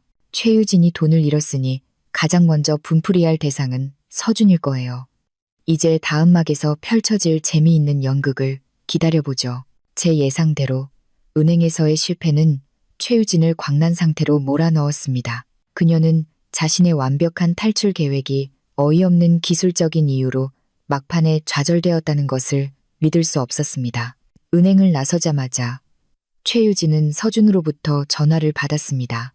제 전남편은 그 어느 때보다 비참한 상태였습니다. 저에게 재산 양도 서류에 서명한 후 그는 도박 빚을 갚기 위해 사채를 쓴 조폭들에게 시골에 계신 부모님 댁이 포위당했습니다. 그는 허름한 여관에 숨어 마지막 구명줄처럼 최유진에게 도움을 청했습니다. 유진아, 나 좀 살려줘. 서준의 목소리가 전화기 너머로 갈라졌습니다. 오늘 밤까지 이자 50억 원을 갚지 않으면 우리 가족을 다 죽이겠다고 협박하고 있어. 돈 좀 빌려줘. 이 위기만 넘기면 내가 평생 개처럼 일해서 갚을게. 최유진은 3천억 원이 동결되어 분노에 차 있었습니다. 서준의 징징거리는 소리를 듣자 더욱 미쳐버릴 것 같았습니다. 그녀는 더 이상 어떤 고상한 이미지도 유지하지 않고 전화기에 대고 소리쳤습니다. 입 닥쳐. 나도 지금 죽을 지경이야. 내 돈은 내 전처 그년 때문에 다 묶였어. 넌 쓸모없는 인간이야. 네가 멍청하게 이혼 서류에 일찍 서명만 안 했어도 내가 이렇게 약점 잡히지는 않았을 거라고. 뭐라고? 서준은 어안이 벙벙했습니다. 왜 하윤이랑 관련이 있어? 그년한테 물어봐. 은행 시스템에 손을 써서 내 돈을 막은 게 바로 그년이야. 너랑 그년은 똑같은 개자식들이야. 다시는 나한테 전화하지 마. 최유진은 전화를 끊고 서준의 번호를 차단했습니다. 그녀는 차에 올라타 기사에게 자신의 개인 빌라로 가라고 명령했습니다. 그곳에는 보석, 다이아몬드와 같은 나머지 귀중품들이 보관되어 있었습니다. 그녀는 다른 탈출 방법을 찾아야 했습니다. 아마도 캄보디아 국경을 통한 육로 탈출일 것입니다. 전화기 저편에서 서준은 힘없이 휴대폰을 내려놓았습니다. 마지막 희망이 사라졌습니다. 그는 더러운 여관 바닥에 주저앉았고 주위에는 먹다 남은 컵라면 용기들이 흩어져 있었습니다. 그는 자신이 모든 것을 잃었다는 것을 깨달았습니다. 아내, 집, 직업, 그리고 이제는 애인까지. 한때 자신에게 왕족 같은 삶을 가져다 줄 것이라고 믿었던 그 여자까지도. 복도 밖에서는 빛 독촉을 하는 조폭들의 쿵쿵거리는 발소리와 욕설이 들려왔습니다. 박서준 어디 있어? 당장 나와. 아무리 잘 숨어봐라. 우리가 못 찾을 줄 알고. 서준은 극도의 공포에 휩싸였습니다. 그는 창밖을 보았습니다. 3층은 그다지 높지 않았지만 뛰어내리면 다리가 부러질 것입니다. 그는 더 이상 도망갈 곳이 없었습니다. 절망 속에서 그는 익숙한 비겁한 생각을 떠올렸습니다. 아픈 척해서 책임을 회피하는 것. 그는 테이블 위에 과도를 집어들어 손목에 살짝 상처를 냈습니다. 피가 흐를 정도였지만 생명에는 지장이 없었습니다. 그리고는 바닥에 쓰러져 경련하는 척했습니다. 그는 자신이 응급실에 실려가면 조폭들이 병원에서 함부로 날뛰지 못할 것이고 경찰이 개입하여 자신을 보호해 줄 것이라고 생각했습니다. 조폭들이 문을 부수고 들어왔을 때 그들은 피웅덩이 속에 쓰러져 있는 서준을 보았습니다. 사실 그 피는 그가 더 끔찍해 보이도록 컵라면에 토마토 소스를 바른 것이었습니다. 살인사건을 일으켰다고 생각한 조폭들은 혼비백산하여 도망쳤습니다. 소란을 듣고 올라온 여관 주인은 그 광경을 보고 구급차를 불렀습니다. 서준은 인근 병원 응급실로 이송되었습니다. 그는 들것에 누워 눈을 감고 있었지만 귀는 모든 움직임을 듣고 있었습니다. 그는 속으로 살았다. 적어도 오늘 밤은 안전하다고 생각했습니다. 하지만 그는 자신의 입원 소식이 민준의 사람들을 통해 즉시 저에게 보고되었다는 사실을 몰랐습니다. 연기하고 있네요. 저는 탐정이 보내온 여관복도 CCTV 영상을 보았습니다. 몸에 소스를 바르는 꼴이라니 정말 한심하네요. 어떻게 할 거요? 민준이 넥타이를 고쳐매며 물었습니다. 옛 환자를 병문안이라도 갈 거요? 가봐야죠. 그래도 10년이나 부부라는 이름으로 살았는데요. 그리고 그가 정신을 바짝 차리게 할 약을 좀 줘야겠어요. 응급 중환자실은 소독약 냄새로 가득했습니다. 서준은 병상에 누워 있었고 손에는 하얀 붕대가 감겨 있었으며 산소 마스크가 코와 입을 덮고 있었습니다. 그는 눈을 감고 깊은 혼수 상태에 빠진 척했지만 저는 모니터에 나타난 그의 심박수가 매우 규칙적으로 심지어는 긴장한 탓인지 약간 빠르게 뛰고 있는 것을 알아차렸습니다. 저와 민준이 들어섰습니다. 저는 검은색 옷을 입고 손에는 장례식에나 쓸 법한 흰 국화꽃 다발을 들고 있었습니다.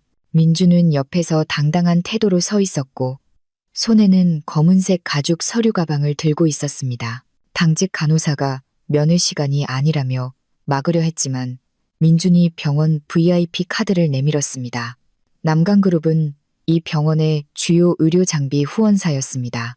간호사는 즉시 고개를 숙여 인사하고 문을 닫고 밖으로 나갔습니다. 저는 병상 가까이 다가가 머리맡 탁자 위에 흰 국화 꽃다발을 놓았습니다. 제 하이힐 굽이 타일 바닥에 부딪히며 차갑고 건조한 소리를 냈습니다. 그만 연기해요, 서준 씨. 당신 연기 너무 서툴러요. 저는 평온한 목소리로 말했습니다. 서준은 여전히 가만히 누워 있었지만 눈꺼풀이 미세하게 떨렸습니다. 그는 저와 기싸움을 하려는 것이었습니다. 일어나지 않으면 시체에 대고 이야기할 수밖에 없겠네요. 저는 의자를 끌어당겨 앉았습니다. 의사 선생님이 당신 손의 상처는 가벼운 상처라서 새 바늘만 꿰매면 된다고 하더군요. 하지만 당신의 빚 무서워하는 병은 의학으로도 어쩔 수 없겠네요. 서준은 더 이상 연기할 수 없다는 것을 알았습니다. 그는 천천히 눈을 뜨고 산소 마스크를 벗었습니다. 그리고 저와 민준을 증오와 공포가 섞인 눈빛으로 쳐다보았습니다. 너희들 여기 뭐하러 왔어? 내가 죽었는지 확인하러 온 거야? 당신이 죽으면 너무 쉬운 일이 되지. 민준이 침대 끝에 팔짱을 끼고 서서 말했습니다. 우리는 당신에게 좋은 소식을 전하러 왔소. 당신에게 빚 독촉을 하던 조폭들은 어젯밤에 경찰에 일망타진되었소. 서준의 눈이 빛났습니다. 정말이야? 그럼 나 이제 안전한 거야? 조폭들한테서만 안전하겠죠. 저는 미소를 지었습니다. 한때 서준이 부처님처럼 온화하다고 했던 그 미소는 이제 메스처럼 날카로워져 있었습니다. 하지만 법 앞에서는 아직 아닐걸요. 저는 민준에게 신호를 보냈습니다. 그가 가방을 열어 국세청의 붉은 직인이 찍힌 서류를 꺼냈습니다. 이것은 서준건설에 대한 탈세 혐의 형사고발 결정문입니다. 허위 세금 계산서 증빙으로 인한 총 탈세액이 500억 원에 달합니다. 수사기관은 당신이 최유진 가족의 유령 회사 시스템으로부터 허위 세금 계산서를 매입했다는 충분한 증거를 확보했습니다. 서준은 손의 통증도 잊은 채 벌떡 일어났습니다. 아니야. 나 혼자 한 게 아니야. 최유진, 그 여자가 시켜서 한 거야.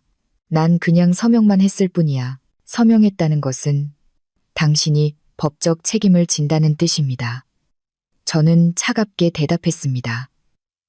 최유진은 아주 교활해요. 그녀는 당신 회사 어떤 서류에도 이름을 올리지 않았어요.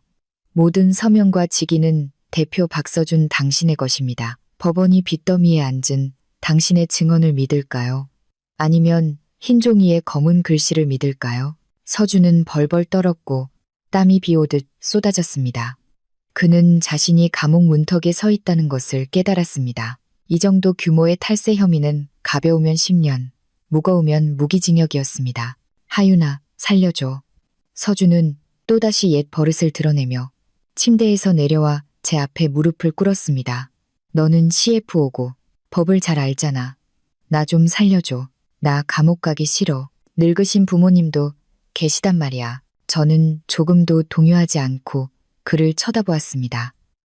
은행 빚을 재산으로 상계 처리해주고 업무상 배임 혐의를 벗게 해주면서 기회를 줬어요. 하지만 당신과 최유진의 탐욕은 너무나 컸죠. 너무 멀리 갔어요. 방법이 없지는 않소. 민준이 갑자기 이 연극에서 좋은 사람 역할을 하며 나섰습니다. 만약 당신이 수사기관에 협조하고 진실을 솔직하게 자백하며 실제 주범에 대한 증거를 제공한다면 아마도 관대한 처분을 받아 형량을 줄일 수 있을 거요. 서준은 물에 빠진 사람이 지푸라기라도 잡는 심정이었습니다. 그는 민준을 향해 고개를 돌리며 연신 고개를 끄덕였습니다. 자백하겠습니다. 전부 다 털어놓겠습니다. 제가 최유진과 돈을 나눈 모든 기록을 적어둔 수첩이 있습니다. 나중에 대조해본다며 저에게 기록하라고 강요했어요. 그 수첩은 시골 부모님 댁 금고 밑에 숨겨두었습니다. 저와 민주는 서로를 쳐다보았습니다. 이것이 바로 우리가 필요했던 것이었습니다. 그 수첩은 최유진의 관에 박힐 마지막 못이 될 것이었습니다. 아주 좋아요. 저는 일어섰습니다. 당신은 여기서 요양이나 하고 계세요. 잠시 후에 수사관이 와서 진술을 받을 겁니다. 솔직하게 자백하는 것 잊지 마세요. 그게 당신의 유일한 살 길이니까. 우리는 병실을 나왔습니다. 서준은 바닥에 주저앉아 멍한 표정을 짓고 있었습니다. 그는 자신의 인생이 끝났다고 생각했지만 적어도 최유진을 함께 진흙탕으로 끌어내릴 기회는 남았습니다. 복도로 나오자 민준이 제 손을 잡고 가볍게 쥐었습니다. 대단하오, 일석이조로군.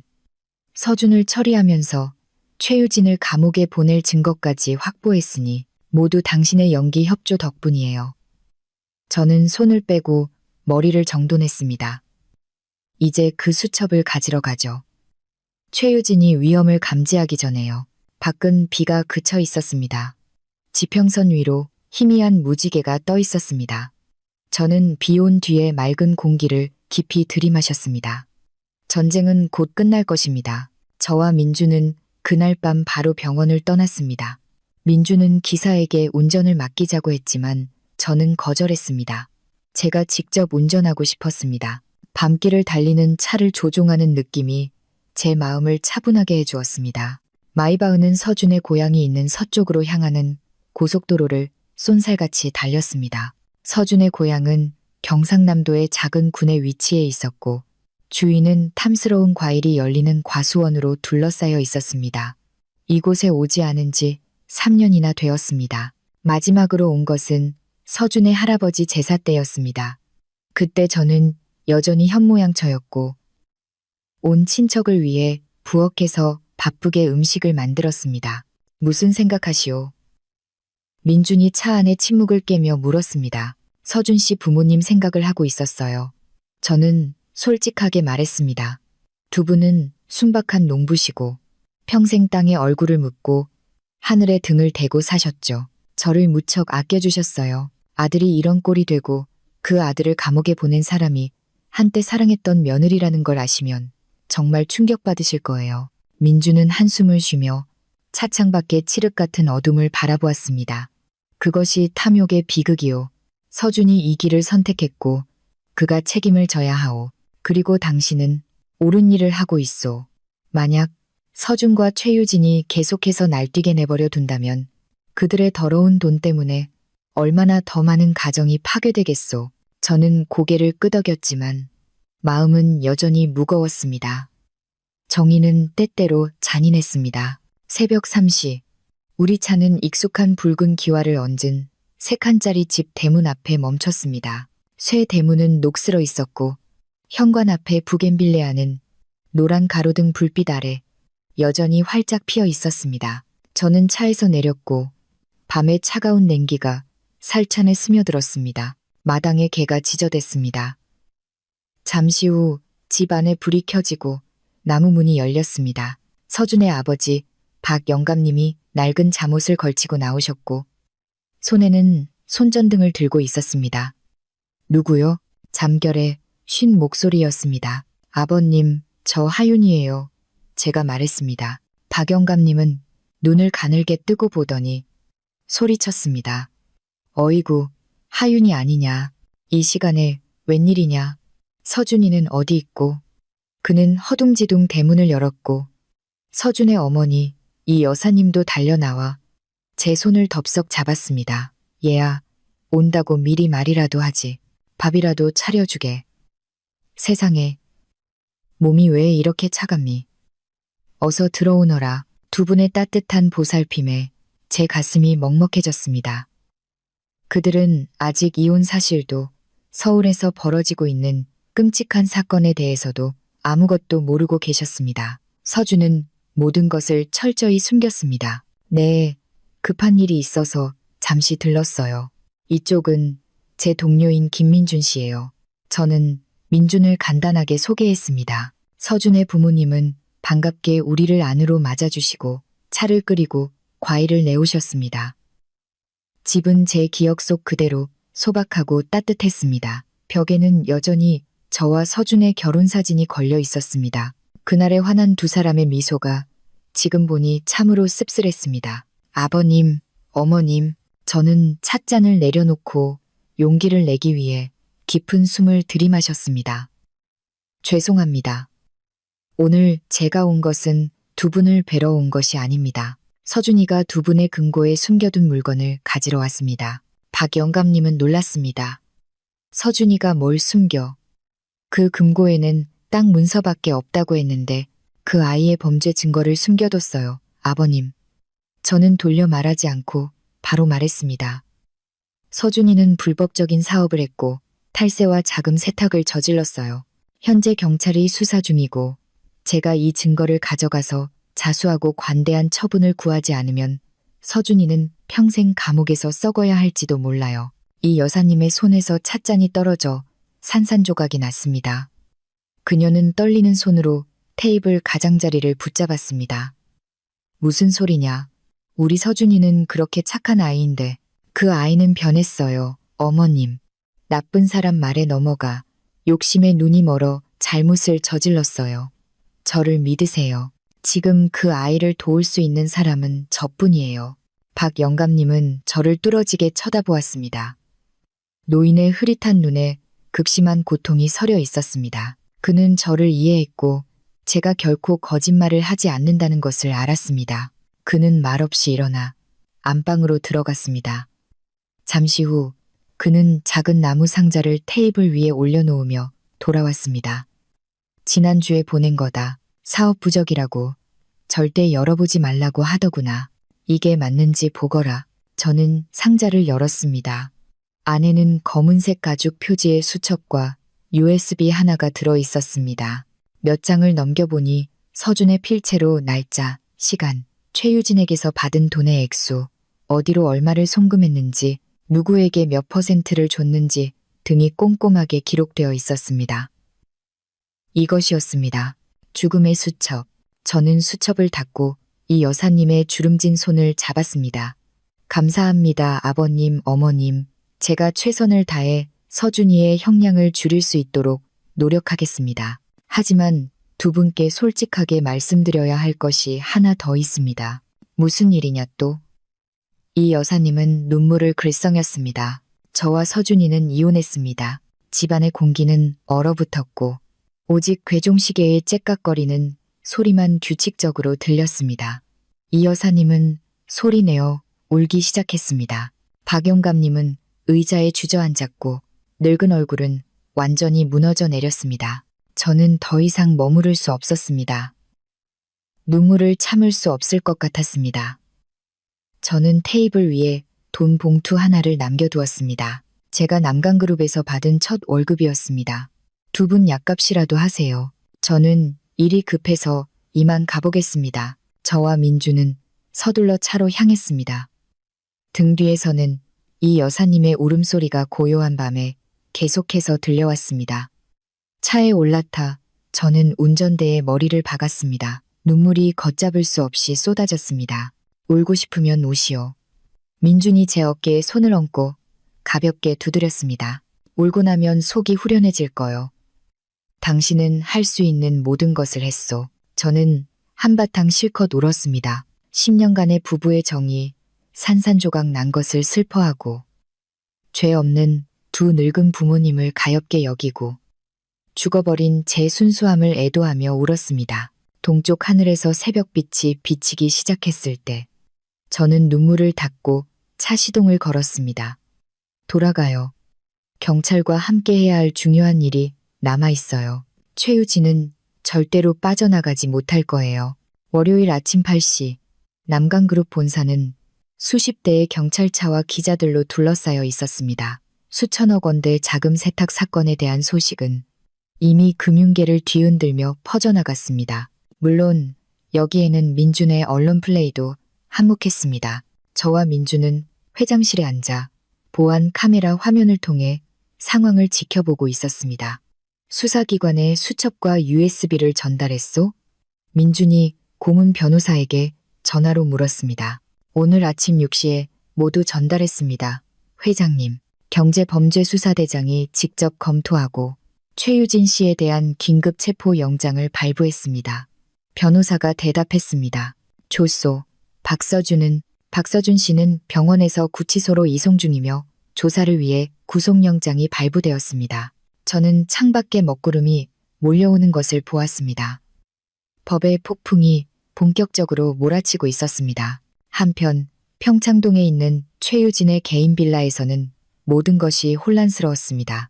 3천억 원을 잃고 밤을 꼬박 새운 최유진은 미친 듯이 보석, 시계, 현금을 커다란 여행 가방에 쑤셔 넣고 있었습니다. 그녀는 포위망이 좁혀오고 있다는 것을 감지했습니다.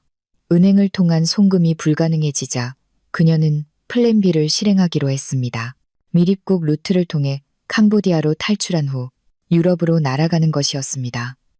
그녀는 이미 5만 달러의 미립국 브로커를 고용해 두었습니다. 빨리 서둘러. 최유진이 가정부에게 소리쳤습니다. 그 에르메스 가방들은 버려. 다이아몬드만 챙겨. 초인종이 요란하게 울렸습니다. 최유진은 깜짝 놀라 다이아몬드 반지를 바닥에 떨어뜨렸습니다. 그녀는 인터폰 화면을 통해 경찰을 보았습니다. 무장한 기동대원 수십 명이 대문 앞에 서 있었습니다. 한 경관이 확성기를 들고 큰 소리로 외쳤습니다. 최유진 씨, 문을 열고 협조해 주십시오. 긴급 체포 영장이 발부되었습니다. 최유진의 얼굴에서 핏기가 가셨습니다. 그녀는 서둘러 뒷문으로 달려갔습니다. 그곳에는 강가로 이어지는 비상 탈출구가 있었습니다. 계획대로라면 그곳에 쾌속정이 기다리고 있어야 했습니다. 하지만 최유진은 한 가지를 계산착오했습니다. 저와 민주는 이것을 예상하고 있었습니다. 최유진이 뒷문을 막 열었을 때 그녀는 멈칫했습니다. 그녀 앞을 가로막고 선 것은 그녀가 고용한 쾌속정 운전사가 아니라 덩치 큰 형사 2명이었습니다. 최유진 씨, 어디 가십니까? 한 명이 단호하게 물었습니다. 최유진은 뒤로 물러서며 여행 가방을 땅에 떨어뜨렸습니다. 현금과 보석이 사방으로 흩어졌습니다.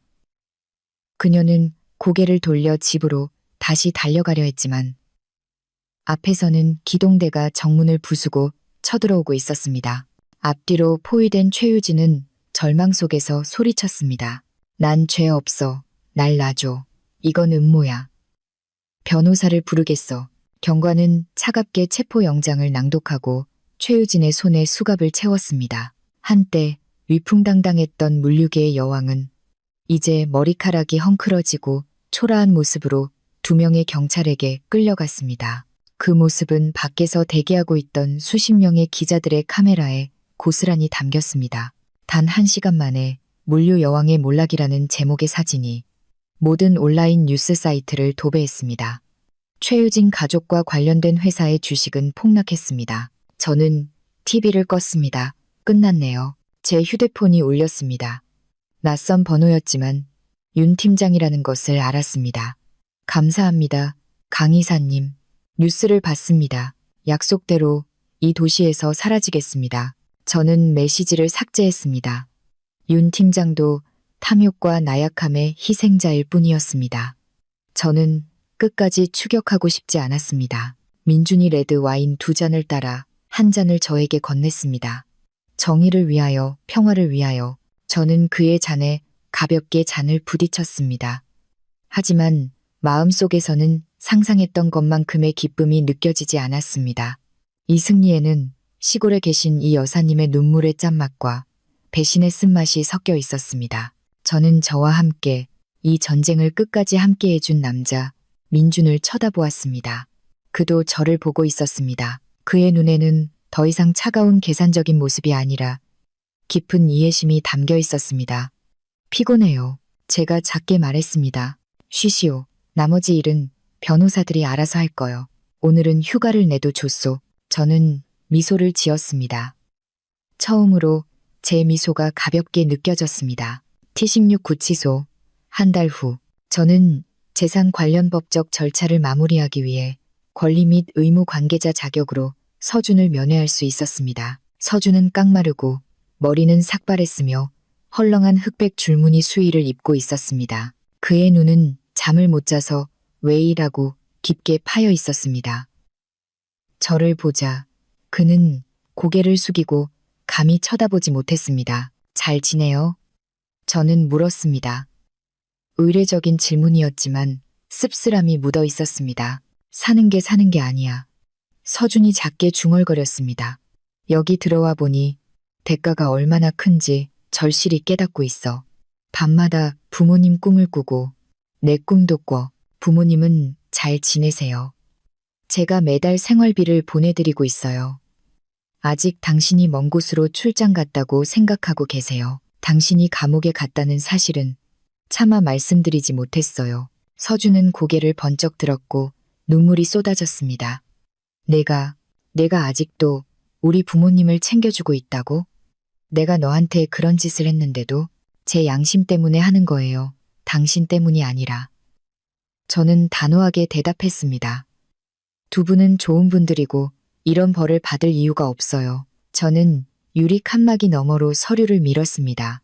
이건 민사합의서예요. 여기에 서명하세요. 당신이 저에게 양도한 재산을 사용해서 당신이 탈세한 세금을 납부하고 피해를 복구할게요. 그러면 정상 참작 사유로 인정받아서 형량이 15년에서 7, 8년으로 줄어들 수 있어요. 서준은 떨리는 손으로 펜을 잡았습니다. 그는 저를 뚫어지게 쳐다보았습니다. 왜 나를 구해주는 거야? 넌 날 증오해야 하잖아. 증오해요. 저는 그의 눈을 똑바로 쳐다보았습니다. 뼛속까지 증오해요. 하지만 그 더러운 돈을 가지고 있고 싶지 않아요. 당신과 관련된 모든 흔적을 지워버리고 양심의 가책 없이 새로운 삶을 시작하고 싶어요. 제가 한때 남편이라고 불렀던 남자에게 베푸는 마지막 정이라고 생각해요. 서준은 테이블에 머리를 박고 어린아이처럼 소리내어 울었습니다. 그는 눈물에 번진 서툰 글씨로 서류에 서명했습니다. 면회실을 나서다가 우연히 최유진의 변호사와 마주쳤습니다. 그는 저를 보더니 못마땅하다는 듯 고개를 저었습니다. 최유진 씨는 어떻습니까? 제가 물었습니다. 최악입니다. 아직도 죄를 인정하지 않고 당신과 김 회장님을 역으로 고소하겠다고 소리치고 있습니다. 하지만 수첩의 증거와 박서준의 증언이 너무나 명백합니다. 그녀는 대규모 자금 세탁 및 횡령 주범 혐의로 무기징역을 선고받을 위기에 처해 있습니다. 재산은 모두 동결되었고 아무도 구할 수 없습니다. 저는 그에게 고개를 숙여 인사하고 걸음을 옮겼습니다. 최유진과 서준. 한때 저를 짓밟기 위해 공모했던 두 사람은 이제 감옥 안에서 서로를 물어뜯고 있었습니다. 그들의 악마적인 동맹은 진실과 법 앞에서 완전히 무너졌습니다. 저는 구치소 문을 나섰습니다.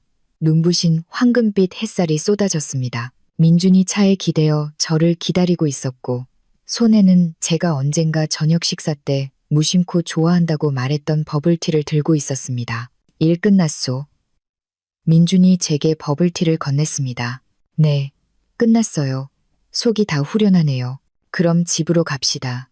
오늘 오후에 중요한 주주총회가 있소.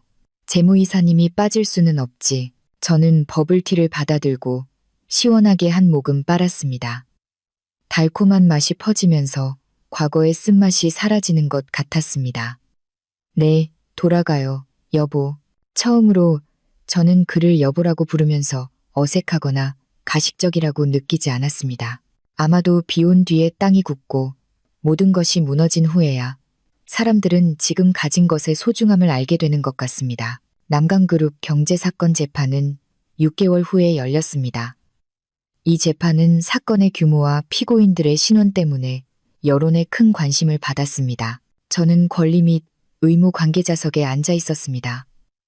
옆에는 민준이 있었습니다. 피고인석에는 최유진과 서준이 멀찍이 떨어져 서 있었고 서로를 쳐다보지도 않았습니다. 최유진은 눈에 띄게 늙어 있었고 머리는 반백이 되었으며 얼굴은 초췌하여 더 이상 어떤 고상한 기품도 찾아볼 수 없었습니다. 그녀는 계속해서 죄를 부인하고 환경 탓, 부하 직원 탓, 심지어는 자신을 궁지로 몰아넣었다며 민준 탓까지 했습니다. 하지만 수사기관의 명백한 증거와 검찰의 날카로운 논증 앞에서 그녀의 모든 변명은 무의미해졌습니다. 반면에 서준은 솔직하게 자백하고 고개를 숙여 죄를 인정하며 가족과 사회에 사죄했습니다. 그는 탐욕이 이성을 가렸음을 인정하고 모든 처벌을 받아들이겠다고 했습니다. 3일간의 긴장된 재판 끝에 법원은 최유진에게 횡령 및 자금 세탁 혐의로 무기징역을 선고했습니다.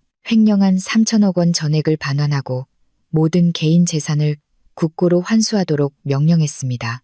박서준은 탈세 및 공범 혐의로 징역 8년을 선고받았습니다.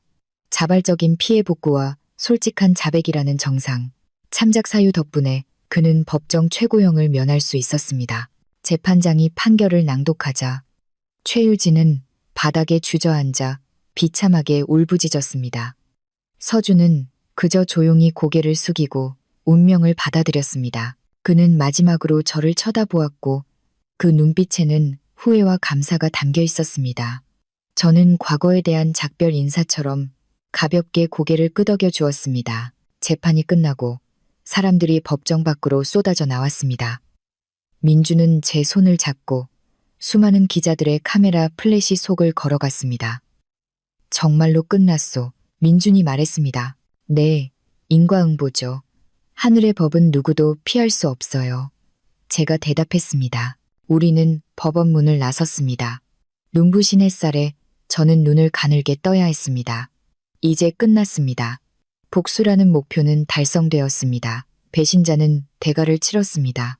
하지만 이상하게도 생각했던 것만큼의 큰 기쁨은 느껴지지 않았고 단지 거대한 공허함만이 느껴졌습니다. 저는 민준을 쳐다보았습니다. 그는 여전히 산처럼 굳건하게 서 있었습니다. 그는 제가 이 길을 끝까지 걸어올 수 있도록 도와주었습니다. 하지만 이제 공동의 적이 사라진 지금 우리가 계속 함께 걸어갈 이유가 있을까요? 집에 가서 좀 쉬고 싶어요. 제가 작게 말했습니다. 알았소. 데려다 주겠소. 차 안에서 우리는 아무 말도 하지 않았습니다. 저는 창밖을 보며 앞으로의 날들을 상상하기 시작했습니다. 이제 계약서의 마지막 조항을 이행할 때가 되었습니다. 재판이 끝나고 일주일 후 남강그룹의 모든 것이 정상 궤도에 올랐습니다. 저는 오전을 재무 서류를 정리하고 내부 통제 절차를 부하 직원에게 인계하는 데 보냈습니다. 모든 것이 제 일하는 방식대로 깔끔하고 명확하게 정리되었습니다. 점심때가 되어 저는 책상 서랍을 열어 어젯밤 미리 준비해둔 흰 봉투를 꺼냈습니다. 안에는 제 서명이 담긴 합의 이혼 신청서가 들어 있었습니다. 저는 깊은 숨을 들이마셨습니다. 이것은 우리가 처음부터 합의했던 것이었습니다. 이 결혼은 이익을 기반으로 최유진을 무너뜨린다는 공동의 목표를 위해 맺어졌습니다. 이제 목표가 달성되었으니 제가 계속해서 민준을 얽맬 이유는 없었습니다. 그는 뛰어난 남자였고 복수 계약 때문이 아니라 순수한 사랑으로 그에게 다가가는 아내를 만날 자격이 있었습니다. 저는 민준의 사무실로 향했습니다. 그는 해외 파트너와 화상회의 중이었습니다. 제가 들어오는 것을 보고 그는 저에게 앉아서 기다리라는 신호를 보냈습니다. 저는 익숙한 소파에 앉아 조용히 그가 일하는 모습을 바라보았습니다. 집중하는 모습, 말 한마디 한마디에 담긴 결단력, 날카로운 눈빛, 이 모든 것이 저에게 너무나 익숙해져 있었습니다. 저는 제가 그를 얼마나 그리워하게 될지 깨달았습니다. 15분 후 민주는 회의를 마쳤습니다. 그는 제게 다가와 미소를 지었습니다. 왜 그러시오? 재무이사님이 여기까지 나를 찾아올 일이 다 뭐요? 또 누가 공금을 횡령한 것을 발견했소. 저는 웃지 않았습니다. 저는 흰 봉투를 찻상 위에 올려놓고 그의 쪽으로 살짝 밀었습니다. 아니요. 계약을 해지하러 왔어요.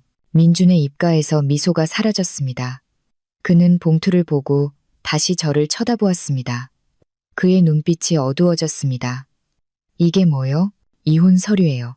저는 목소리가 떨리지 않도록 애쓰며 또렷하게 대답했습니다. 우리는 약속했잖아요. 일이 끝나면 당신에게 자유를 돌려주겠다고. 최유진은 감옥에 갔고 회사는 안정되었습니다. 제 임무는 끝났어요. 민주는 봉투를 들었지만 열어보지는 않았습니다. 그는 손안에서 봉투를 빙빙 돌렸고 그의 표정은 예측하기 어려웠습니다. 정말 가려는 거요? 네. 더 이상 당신의 호의를 이용하고 싶지 않아요. 저는 평생 편안하게 살 수 있을 만큼의 재산을 모았어요. 제 자신을 찾고 싶어요. 자신을 찾는다고? 민준이 비웃듯 말했습니다. 그의 목소리에는 약간의 조롱이 섞여 있었습니다. 아니면 도망치려는 거요?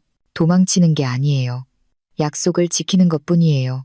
당신은 사업가니까 신용의 중요성을 누구보다 잘 알잖아요.